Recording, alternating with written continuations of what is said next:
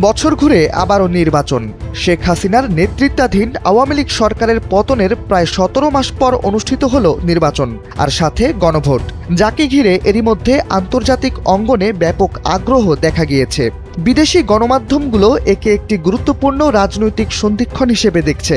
বার্তা সংস্থা রয়টার্স এই নির্বাচনকে দেখছে তরুণ ভোটারদের প্রত্যাশা হিসেবে।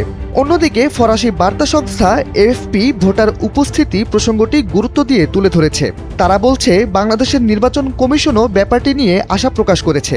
কমিশনের এক কর্মকর্তার উদ্ধৃতি দিয়ে প্রতিবেদনে বলা হয়েছে, বর্তমানে তরুণ প্রজন্মের অনেকে অতীতে নিজেদের পছন্দমতো ভোট দেওয়ার সুযোগ পাননি। এবার তারা সেই সুযোগ কাজে লাগাতে আগ্রহী। যুক্তরাষ্ট্রভিত্তিক দ্য নিউ ইয়র্ক টাইমসেও তরুণদের রাজনৈতিক প্রত্যাশাকে সামনে আনা হয়েছে। তাদের মত হলো, জুলাই আন্দোলনে সক্রিয় থাকা অনেকেই এই নির্বাচনের মাধ্যমে নতুন দিক নির্দেশনা দেখতে চান।